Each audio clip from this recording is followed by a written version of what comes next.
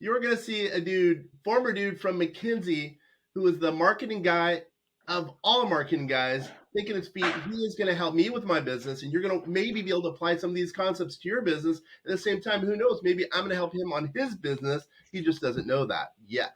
You ready, kid? Let's do it. Sounds like we're taking care of business, Kenner. We are. Ladies and gentlemen, Jason Hackett from New York City, Mr. Studley himself. Jason, tell us a little bit about yourself and how Studley you are. Hey, super Studley. Let's just leave it at that. I'm Jason Hackett. I am first and foremost a friend of our Kenner French's, and relevant to why Kenner thought it might be fun for us to talk today. I have been marketing location-based entertainment for the better part of 2 decades, and have been focused on guest experience alongside of that, most recently doing a stint at McKinsey, as now I branch out onto my own to figure out how I can be helping the rest of the world scale their businesses by delivering amazing customer experiences. There you go. I can't think of anyone else who's better situated to now become an entrepreneur totally on your own and just rock it. And I'm serious when I say that. All right. So how about this? Give us one marketing expertise hint for someone who is let's say a solopreneur who wants to take it to the next level. I know that's a lot to ask, but I'm going to throw that out, and then we're going to delve into a bunch of other things. Yeah, I think if there's one thing I'd recommend to a solopreneur or really a Fortune 500, it's take the I out of the equation, right? I mean, Sam Walton said it best. We all have one boss, and that's the customer, and she can decide when to fire us from the top of the organization down to the bottom. So before thinking about what you can get from them, think about what you can give to them. I like that. So as an example, now that we have a community here at vastsolutionsgroup.com, we have what we call the Vast Vault. It's a community of over 500 people who are paying anywhere from $0 to hopefully $199 a month. What you're saying is we should be concentrating on them versus what we are getting out of the equation. Yeah, you need to look at the business benefit of the community as a dividend, not the intention. The intention has to be adding value back to the other members of the community at all times. Yeah, I got it. All right. Give me one example. So we have obviously we have a Vastcast, which is just like a podcast. We have a number of person-to-person meetings over the webinars, if you will, called Vastcasts. So what's one way that we can do that in our world? So I think when I look at the business that you're in and the community that you're building and sort of the breadth of it, it really comes down to 2 things. I think you asked for one, but let me give you extra value and give you 2. So the first is bringing useful news that your community can use to them on a regular basis. And I don't mean that on a clickbait basis, kind of where you're saying, you want to find a way to 10x your business and scale? Click here to learn more. And then you drop them into some series of forums where you're trying to get them to give you information. No, be like, here are 10 ways to 10x your business, right? And just put them out there or whatever it is. And I think the other thing that's really vital in community is you're the only one when you think about community as sort of both hub and spoke and peer-to-peer. But because you initiated the community and you have a relationship with all those members, you're the only real one who really knows how people can connect. So your ability to connect community member A with community member Z and say, hey, you two have a lot of things in common. Maybe there's business to be done there. Maybe there's not. But I know that you enjoy each other's company and have a lot of great things to talk about. It's inside of community. It's creating relevant connections for people that they may not see by themselves, or it may take them a long time to see them. And so you're helping to sort of tesseract that and bring people together more quickly. And one way of figuring that out is by engagement. Now, that being said, we don't have that much engagement. It's a newer community. We don't have that much engagement. So again, we have 500 people. We have an app, which is pretty cool. Actually, over 500 people. Our buy-in is free. We have 99 people in that community, if you will, and then 590 in the paid community. And they get all of our information, exclusive access to all of our content, literally to everything, right? So, but we have no engagement. What are some thoughts about kind of increasing engagement as it relates to what you just mentioned? So I think there are a couple ways to increase engagement, right? One is kind of brute force method, right? And what I mean by that is creating obvious tent poles that will draw people, creating honeypots, whether that's bringing in a big name speaker, right? If you want, I'll just make it up, right? But if you wanted to bring in a Tim Ferriss or something like that, that's going to get people's attention. That's expensive and not really scalable, but it is one way to get engagement. Another way to get engagement is to put meaningful questions, in an AMA sort of format out to the community, and on topics that are of interest to them, right? So, some of the things that I'm looking at in the world these days are, like all of us, the scaling of AI. But to me, the more interesting part of the scaling of AI, from only because it's my own personal interests, is what are the infrastructure needs that are driving that, right? Where are we with NVIDIA and the deployment of H100 chips? Where are we with liquid cooling? Where are we with data centers, the electrical infrastructure in the United States and abroad? So, finding an expert of bold-faced names to say, hey, I'm an electrical engineer from, PSE&G, from ERCOT, whatever, and saying, ask me anything about the grid, I'd sign up, right? And that's very niche, but I think that there are ways to craft broader topics. Talk to me about tax strategies under the new administration. Okay, that's broad. Anybody who runs a business is going to be curious about that, so they want to know about that.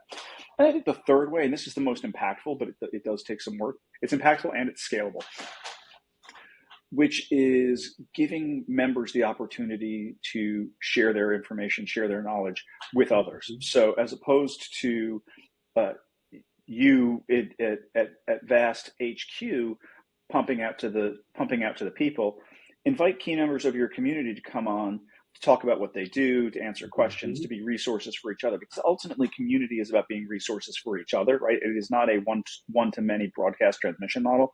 It is the ultimate peer-to-peer transmission model.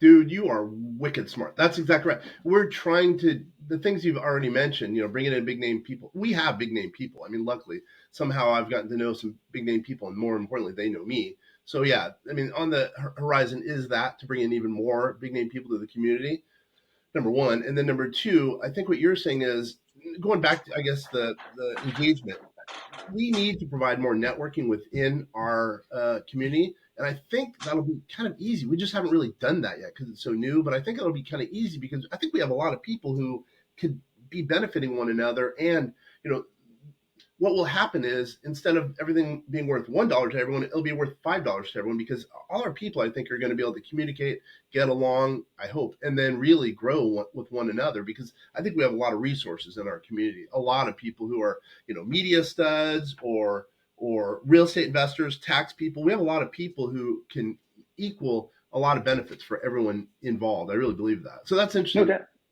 I totally agree with you. It's really just the execution. By the way, before I forget, how does someone get a hold of you if someone does want to get a hold of you for your services, et cetera? Sure. I'm super easy to get a hold of. You can find me at jason@hackett.nyc. We're going to throw that up there on the screen for you. And also I'm at LinkedIn, Jason Hackett, and at The Real Jason Hackett on Instagram. And how do you spell Hackett? HACKETT.NYC. 2 T's, got it, like it. Okay. 2 T's for the extra added value. Yeah, and you are adding value. Okay, let's keep going on about me, because life's about me. No, just kidding. Because I do think this is going to help some of the people who are out there. We have a lot of people who, obviously real estate investors, as I mentioned.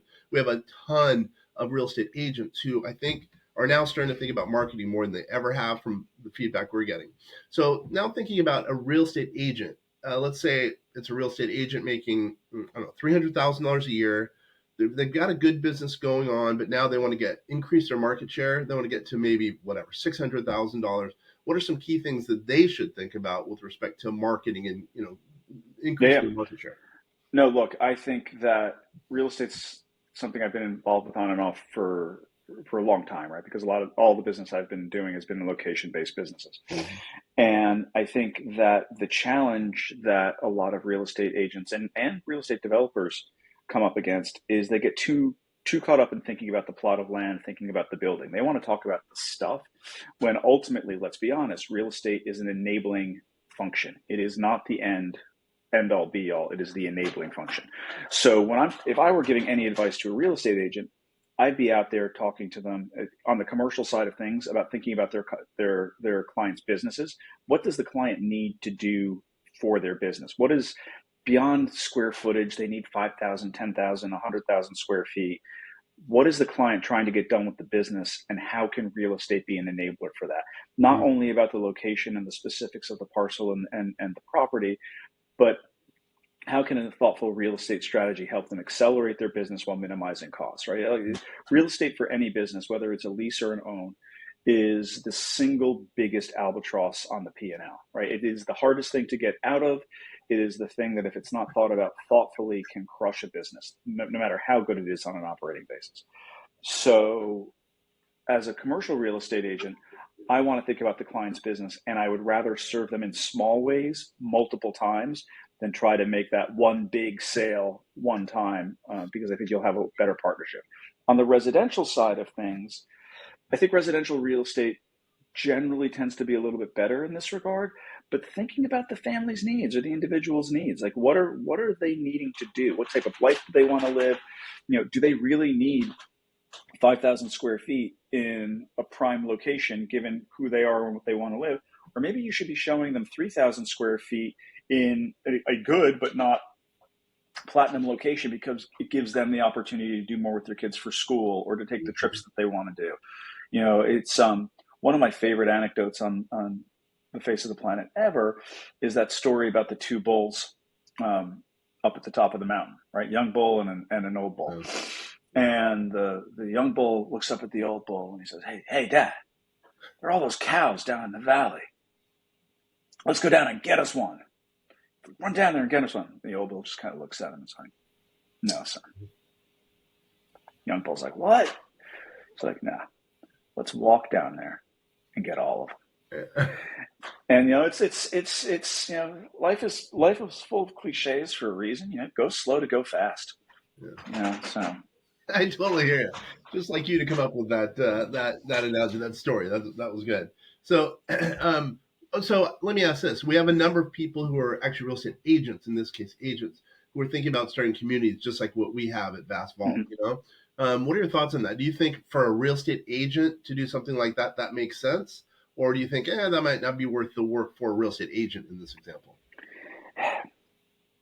I'm going to say it's very market dependent and it's very timing dependent.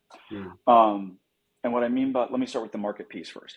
If it's a market that is dense with agents, it's going to be hard, right? But like, look, we're all big kids. Business is hard. You don't get into it because it's easy. They don't call it play. They call it work. But I think the other part of it is around first mover or second mover advantage. The number one driver in all marketing, and real estate especially, is word of mouth, right? And so if you as an agent can build a great community where your clients or prospective clients are talking to each other about the issues around real estate ownership, around leasing, that are relevant to them, and they can say, hey, my agent Jane had a really good idea about how to do apartment rentals and sort of acquiring multifamily homes. You should talk to her. That's the type of community you want building. People only have so much capacity to do that, though, which is why I say it's got to be first or second mover advantage, right? Like, just speaking personally, I'm probably a member of, I want to say, 36 Reddit communities, right? And it's not that I don't have an interest in each one of the subreddits that I signed up for, but at the end of the day, I only have so much time to put into those. And I think the same is true of anybody participating in a community. If there's value in it, they're going to participate in it and be frequent participants.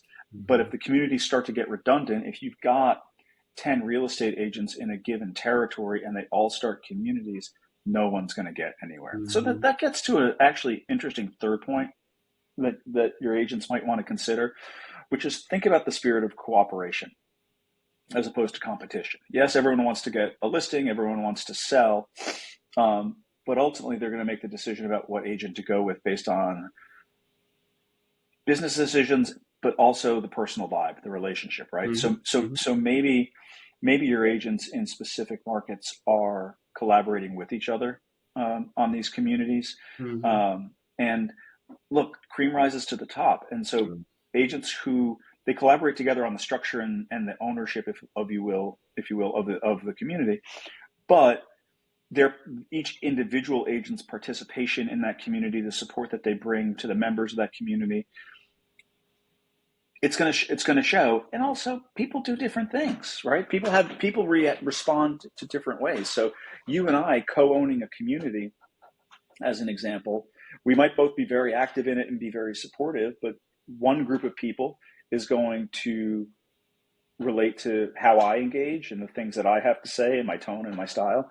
And conversely, another group of people is going to have more of an interest in how you deliver information and the things that you say. So I think thinking about it as a zero-sum game is where a lot of people go wrong. And community is about win-win to where the exponent is the number of your community members. Yeah, that's a good point. So if you're, who knows, maybe if I'm not a real estate agent, but if I connect with another real estate agent in our town and we end up, bringing in a bunch of business that we wouldn't have brought in otherwise because we're working together, it might be making sense to be able to do something like that, bringing in a strategic alliance versus, fighting that person off as a foe. Right. And I think transparency up front is really important. So just again, going back to the Kenner and Jason example, if we were real estate agents, it'd be like, look, we get our commissions, whatever they are, they're individual commissions, but we both agree that any referral lead that comes from the work in our community, we are going to take a point off of our commission and give it back to the other guy. Yeah. Or in a multiple ownership situation, it goes into a pot and people divide it up at the end of the year. Yeah. Right? Some really simple, really explicit, where there is shared compensation for everybody who is contributing, and no one feels like they're going to get screwed. Yeah, plus it's greater for humanity, et cetera. I agree with that. So, all right. So you mentioned artificial intelligence, and we've been doing that, as I mentioned, since 2010, but 2018 is when we had our own model, and obviously we now still have our own model called Einstein. A lot of people are, saying SEO, search engine optimization, isn't as cool as, if you will, AEO, ask engine optimization. What are your thoughts about that? Because I'm a big believer in now, AEO. So what are your thoughts about that? It's the natural evolution of search. I think that so I don't know about your habits with regard to search and AI, but I find myself, especially over, I'd say, the last 6 months, transitioning out of dropping any query I have into a Google search box into jumping into Claude or Perplexity or ChatGPT, right? And asking questions with more nuance and expectation of more detail than I was ever able to get out of Google, right? Like even an optimized Google search might give me a good list, but it still wasn't answering the question. As we know, the large LLMs are all doing that right now. They're answering the question. And yes, Google's doing things in the background. Bing is doing things in the background. So it's not like it's not like that intelligence is absent from those search, but people aren't going to them explicitly for that now. So back to your ask engine optimization, it is a great way to optimize. I think the big unknown is going to be around trust in the platforms and the extent to which these platforms will let you game the system that way. I mean, I think that there's already an amount of appropriate and healthy skepticism around hallucination and veracity of the content that's coming back from these queries.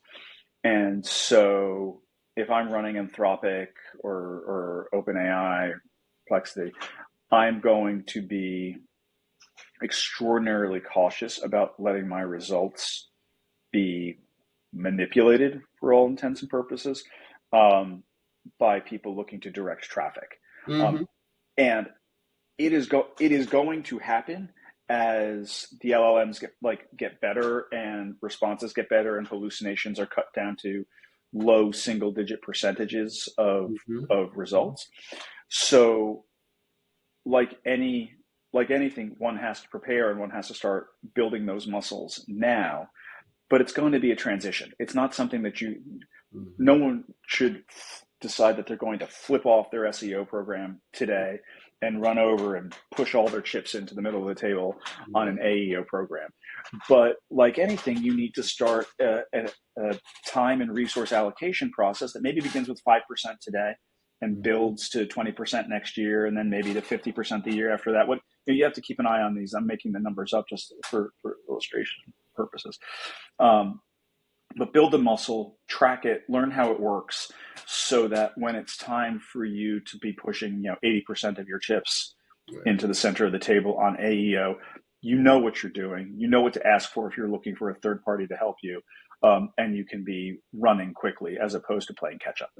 You're totally right, man. Again, you're a smart dude. So what I would say to that is, that's just to build your ego, by the way. But what I would say is, I know we're ahead of the curve as far as AEO, because now, like as an example on our website, everything's more framed as AEO, meaning question and answer, FAQ, etc. So it's kind of the new way of being found. But at the same time, I know we're probably not going to reap the rewards now, but I know down the road we will, because we know that game. And I think a lot of business owners are still kind of, still hanging out with the SEO crowd, if you will, and doing the SEO work. But I think slowly and surely people are going to be coming over. And if we're ahead of the curve, if we're way before everyone else, I think that'll make a difference down the road, because we hit SEO here at vastsolutionsgroup.com way late, because for whatever reason we were media shy, etc. But now I know that we're going to be able to be caught up and ahead of the curve, because we're doing the AEO. And I think it's important for business owners now to go down that path, especially ones who are media shy or who were media shy.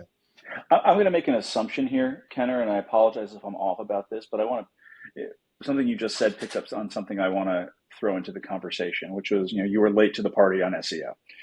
And I'm going to guess that you were late to the party because as business owners, we're getting hit all the time with new technology. Mm-hmm. Do the SEO, do the SEM, on-page, off-page optimization. What are you doing on social? There's a new social platform. Are you on TikTok? And if you're someone who's excellent at running a business, you are not someone by definition who's excellent at all these other media and awareness things. And it's a lot of, forget about the time overhead. It's just cognitive overhead. What's the latest and greatest? What do I have to worry about? And I think we who, can find ourselves in the consulting class, and a lot of times need to be really, really sensitive to the fact that amazing business owners are amazing because they are subject matter experts in what their business is. And that could be chains of car washes or laundromats, or it could be developing multifamily real estate. There's a whole range.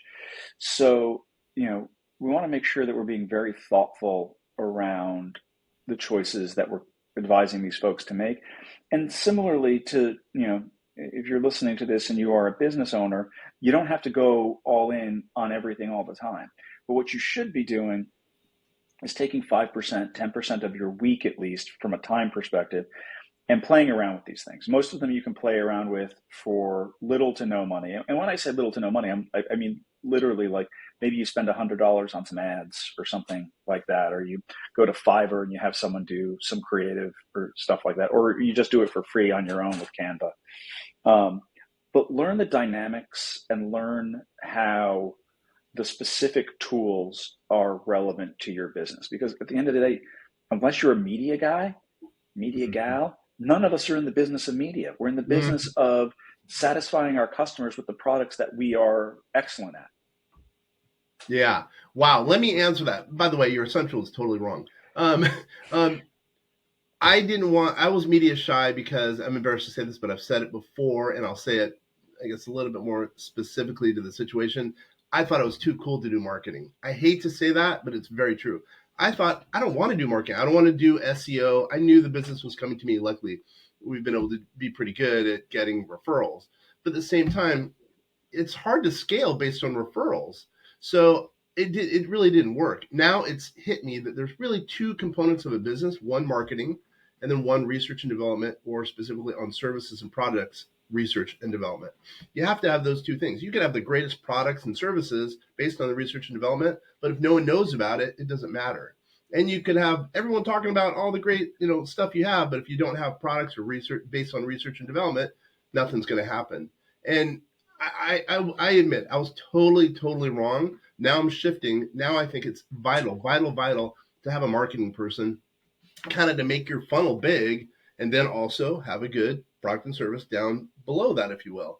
And I think more than ever, I understand the value of someone who's going to bring in a marketing person, because just like you said, most business owners aren't good with media, right? And they're not media studs, if you will. And that's very important to have a big funnel to provide down the road gross and then net income. So that was my issue. I was too proud. I thought it was too cool. I don't need marketing. It'll just all work out, but you can't scale it. I finally figured that out. It took me years to figure that out, by the way. So that answers your point about that assumption, but I like that you were giving me credit though there. No, I mean, look, I've known for a long time you're a little bit of a sissy, but I wasn't comfortable bringing it up.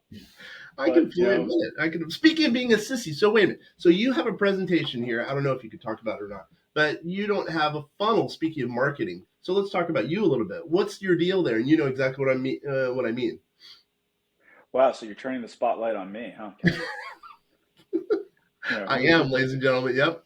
Who gives the cobblers children's shoes? Yeah, there you go. So here's the deal. I left the great consultancy McKinsey Company at the end of this summer for some really personal reasons, mostly around the fact that I like to be in the thick of of my clients' businesses and actually, or my own businesses, and actually see the ideas and strategies come to life in the market and adjust them based on real world marketing. Which gives you massive credibility by that. I love that, by the way. Yeah, it's I appreciate that. It's and don't get me wrong, the folks at McKinsey do amazing work, but they are constitutionally a little bit different than where I find myself. And I just like being in the mix. It's the only way to put it. It's just a personal preference. And so I am blessed to have two amazing kids, and so an amazing wife. So took the fall just to sort of hang out with them, kind of decompress from what is a very rigorous lifestyle at the firm. And I'm in the process right now of figuring out how I get back to sort of a lowercase c consulting life. And I want to be really clear. I tend to use this phrase a lot: uppercase C consulting versus lowercase c consulting. Uppercase C consulting is what McKinsey and Boston Consulting Group and the Bains of the world do, right? Incredibly smart people working incredibly hard to deliver high-level strategies to the titans of global business. Lowercase c consulting for me, what I mean by that when I say that is that individual practitioner or small group of practitioners in a small firm who are not just about delivering the strategy, but become business partners to their clients and work shoulder to shoulder with them with a degree of accountability around what they're delivering at the lowest levels of the business, and who are willing to stick it out and fine tune those strategies with them as they evolve. Like I said at the top of our conversation, we all have one boss, right? And that's our customer. And she's going to decide where we are in the world. And you can do all the research you want. You can talk to a lot of people. You can pull things out and synthesize and make really great recommendations. But as my Golden Arches client said once, it's not real till it's real in the restaurant. And those strategies aren't real until they're real in the field and you see how the customer's actually responding to them. And that gets me super jazzed. And so this has been a long-winded way of me evading your original question. You did a great job of that, dude. Don't forget, I'm a consultant. Exactly. Yeah. Don't forget I'm a consultant. So, but no, I think I am starting to gin up the machine again. And I think one of the things that, marketing, you always should be leaning into the places where you're really great, and if your business is about delivering specific returns, putting out your stats.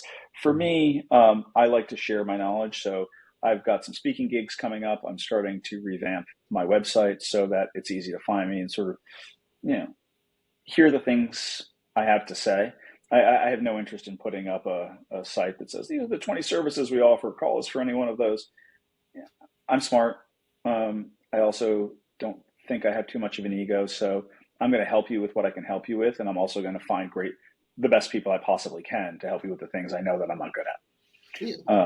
The way I look at it, you're in a perfect spot. You're like, you've been a W-2 basically for a while with McKinsey, et cetera, and you have amassed mass knowledge of marketing, et cetera. I mean, well beyond your years, I would say.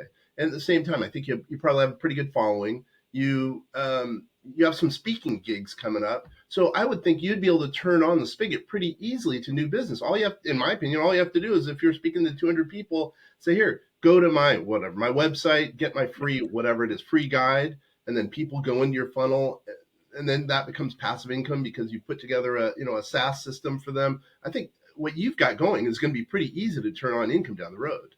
I think it is. I think it just requires someone to do it, and that someone obviously is me. It's not like that's not something you can outsource. But I'll be honest, I'm at a place in my professional life where I value the exploration. I know you mentioned to me that you're on a research sabbatical, taking some time until early March. And I would say that I'm not in a dissimilar place. I haven't formally declared that I'm on a sabbatical in the same way that you have, but I am being very deliberate about what I do and how I do it. Because ultimately, I want to, I need to earn for my family, right? That's, sort of one. And two, I need to feel like I'm making impact in what I'm doing. And there's a lot of stuff out there. People, my resume is such that I've got enough shiny names on it that people want to talk to me. Right. But I also don't really have a lot of interest in moving paper from one side of the table to another. Right. So, so I'm really being thoughtful about it. I mentioned, I think to you when we were speaking before the pod, I put up 3 LinkedIn posts earlier last week, just around topics that people know me for, and and not even saying anything incendiary, just sort of offering some commentary around things. And I was having lunch with a new business partner by the Friday because those posts generated some interest, and so I bet you Jason could help me with this. So I think that's big, by the way. Not to delve in your past or your background or your future, you specifically, but that's a general statement on being an authority. If people are out there doing posts, I think that will get eyeballs, and then who knows, you could get, just like you're getting a potential deal from it. A lot of things happen when people are doing one social media post and then also writing authoritative content. Yeah, I've got a really good friend, former McKinsey colleague, who has a very robust consulting business around a very specific topic area that he is well known for. And his entire high funnel effort is on LinkedIn. He writes and posts regularly on it and is deeply engaged in a public conversation on his area of expertise and his topic regularly. And that just drives his network, it drives his speaking opportunities, and it drives his top line. And it all, for him, for this individual, it all starts on LinkedIn and his engagement with his community. Well, and what do you think of LinkedIn as far as marketing? I know you're going to say it depends on the business, but what do you think is the best social media, platform for each type of business? And I'm going to leave that. I'm going to say something that no one will really disagree with. Most social media is a dumpster fire, right? And I put LinkedIn in that as well. And LinkedIn's a different flavor of dumpster fire than some of the others. That said, I think it is the only vehicle we have today as business people to exchange thoughtful ideas around the topics that we're all thinking about. Totally, I agree with you. Like any other social media, it can become a rabbit hole where you spend way too much time and there's way too much noise. But as you cultivate a community, as you put thoughtful things out there, you will generate people. You will generate a community of followers and people who are interested in what you're saying. And it's a necessary evil. One of the things that I'm very interested in these days is the live events business. And, in conversation with a couple of folks who in the live events business. And as I do my due diligence around it, what I'm hearing from so many people in the small business finance community, in private equity circles, is that we are going to be seeing a massive rebound of face-to-face business over the next decade for a couple factors, right? One, go back to social media as a dumpster fire. Like you don't know what to do there because there's so much noise.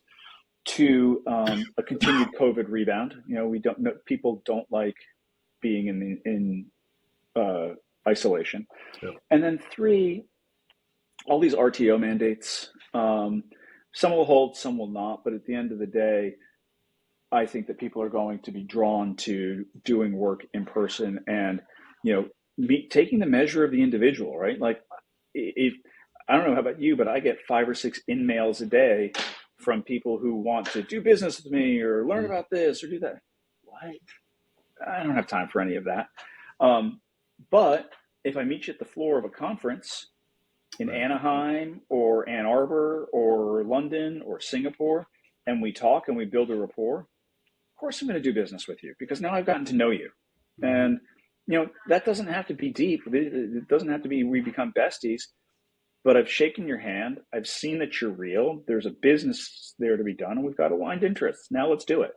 So I think getting out in the world and being live is as important in your community building these days as LinkedIn. And we have to remember these things are the ones that really enable that because they let us get out there. I can go to Singapore tomorrow if I needed to, and time zone differences aside, whatever, but I can stay as connected to my business from there as I can anywhere else. And at the same time, I'm meeting real live human beings with whom I might do more business in the future.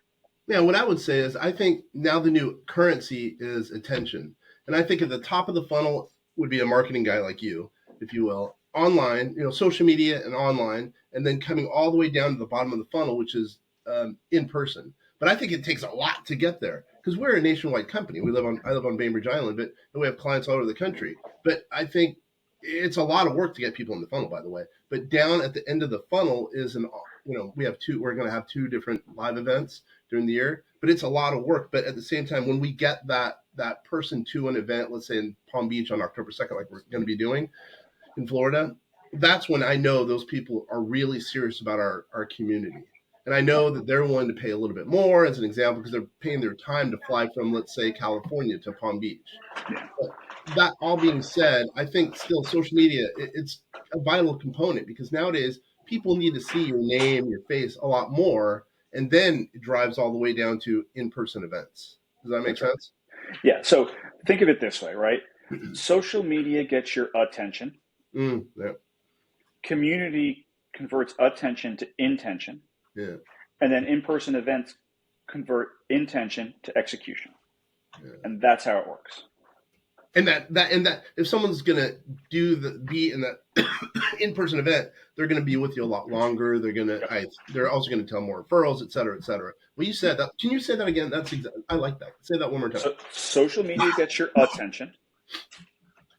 Community is going to convert that attention into intention. And then the live in-person event is going to convert that intention into execution. Yeah.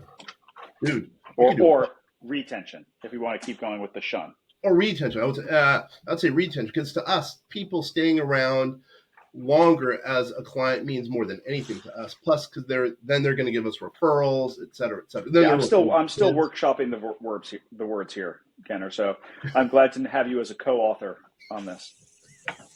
I like it. All right, we've been on here for about 38 minutes. So that's right, and I gotta leave. I gotta be at the FBO in 10 minutes. Wheels up. So you cut out, but I'm sure it was a great comment. I was just saying that I got to be over at the FBO in 15 minutes. We're wheels up. So, all right. How about this? Why don't we get? How about one last time? How does someone get in touch with the great Jason Hackett? Best way to hit me is Jason at Hackett HACKETT.nyc.com. Respond to that pretty quickly. You can also find me at LinkedIn /Jason Hackett and on the gram at therealJasonHackett.com.